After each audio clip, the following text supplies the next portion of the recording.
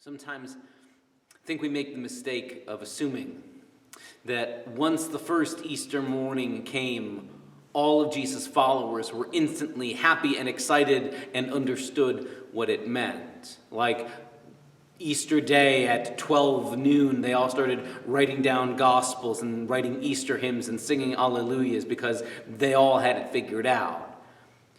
The stories that we get that follow the resurrection, though, painted a more complicated, more nuanced kind of a picture, one that's bittersweet. The disciples are mixed with both joy and fear at the same time. And even when Jesus comes face to face with them and shows all of them that he's alive again, there's still this confusion from the disciples that sort of boils down to, well, now what? What are we supposed to do now? Who are we now? And where exactly do we stand with you? I mean, Jesus' inner circle of disciples had basically bailed out on him.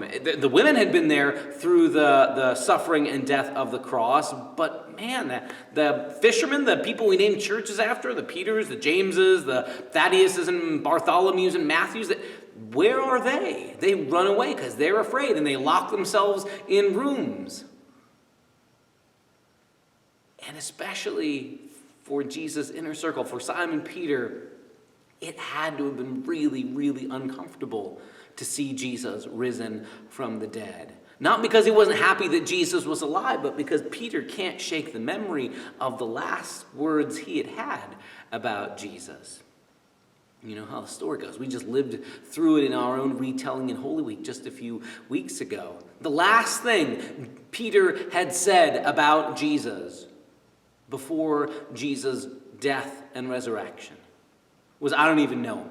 Peter had denied 3 times even knowing Jesus. When Jesus needed somebody on his side, when he needed somebody to stand with him, and especially though Peter had said, oh, even if everybody else abandons you, I'll be there for you through thick and thin. And when push came to shove, when things got difficult,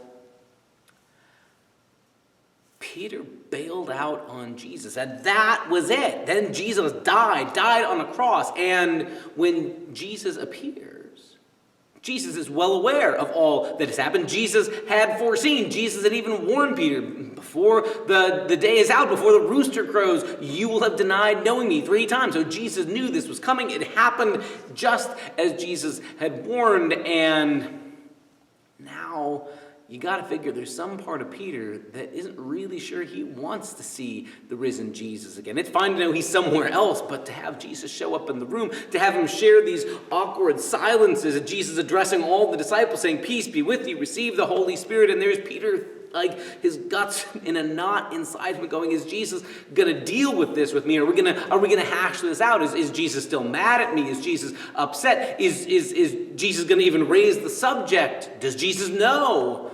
All those things. And Peter, for all of his bluster in his most overconfident moments, in this moment he is a chicken heart and is afraid to raise that question back to Jesus. He's afraid anytime Jesus shows up to ruin the moment with Jesus, can we talk about how I blew it and how I denied? I'm really sorry. Peter's never going to be the one to do that. Peter is never going to find the courage on his own to try and reconcile things with Jesus. And so here's the question. From Peter's standpoint, what are we? Where are we? Do you still include me in your group of followers? Is it everybody else, the promises and love are for them, but me, I'm on the odd one out? Could I dare to hope for not just a resurrection of Jesus' body, but a resurrection of our relationship? And so, some days after that first Easter Sunday, Peter has given up again. Peter tells the other disciples, I'm going fishing. He goes back to the Sea of Galilee. He goes back to where he had his own family business, right? And the implication is sort of, I'm done waiting around for Jesus or the next movement to happen. I'm going back home. I'm going to go back to my old job, my old life. I'm done. Because clearly Jesus is done with me. This is his assumption. Jesus has not said this, but man, when you're in that dark place, you'll convince yourself of anything. I'm not worthy. Jesus must hate me. Everything is awful. I've done something wrong. Jesus is distant. That's why he's not talking to me about this. And Jesus shows up where Peter has run away to, out there to the Sea of Galilee, right? And shows up by the side of the seashore and calls them in from the waters. Peter, in a mess of not knowing what he's doing, jumps into the water, comes ashore, sees it's Jesus, and isn't quite sure what to do with it until Jesus takes Peter aside and asks him a question 3 times. Peter. No, Simon, son of Jonah. Calls him by his given name. Simon, son of Jonah.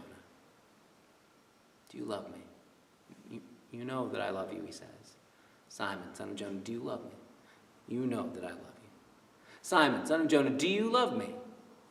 And the 3rd time, Peter realizes what Jesus is doing. He realizes that Jesus has created a resurrection of relationship. That for every time Peter had denied even knowing Jesus, Jesus has now given him the possibility of starting over, saying, yes, I love you. Yes, I'm sorry for what I've done. Yes, restoring him back into relationship. And notice, Jesus is the one who initiates. Jesus doesn't sit on his hands going, well, I'll wait till he's good and ready to come back to me. Jesus doesn't say, well, maybe if he initiates this apology, I will listen. Jesus seeks him out and doesn't even frame it as, I believe you owe me an apology. He starts with, Simon, do you love me? I love you. I love you, Lord. And with that, a second miracle happens, a resurrection of relationship. Peter entered that story, entered that scene, not knowing what he was supposed to do, feeling adrift, sure that Jesus was mad at him, sure that he had burned that bridge, destroyed that relationship, that there was no possibility of being back in Jesus' good graces because of what he had done and because he hadn't done anything to try and fix it even after the resurrection. Jesus comes to him and says to him basically, I'm not holding this against you. If you need to say it again, if you need to say it 3 times, once for every time you denied me, fine. Go ahead, tell me. Tell me that you love me. And now you take care of the rest of my followers. You feed my sheep. You tend my lambs. You come follow me. Peter was sure, and he had locked himself in a room inside his heart once again. He was sure there was no way he was in relationship with Jesus because of what he had done and because he hadn't done anything to try and fix things when he could. And so instead, Jesus comes to him and says the door was never shut. The door has been always open. The relationship is there. It is resurrected. I don't know what you're going through these days, but I know how easy it is to feel sometimes like we are aloof or distant from God. Sometimes it feels like we are aloof and distant from whatever our purpose or meaning or direction are, and in those moments it can feel really, really easy to say, now I'll never get back to knowing what I'm supposed to do. I'll never get back to that feeling of closeness with God. I'll never get back to feeling like I'm accepted again. Except that Jesus keeps showing up and meets us wherever we run off to.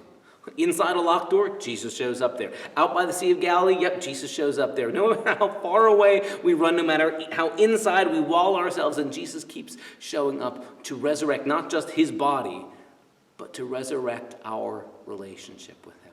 And he does it from his side. He's not sitting around waiting for us to say, please, Jesus, will you let me back in your club? He's there to say, I'm calling this relationship back to life. I'm resurrecting it. My love has never given up on you. And so Jesus can bring back our relationships with him back to life.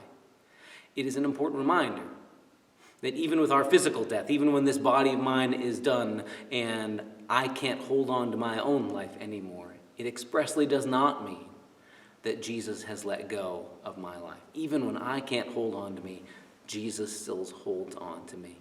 The door has never been shut from Jesus' side.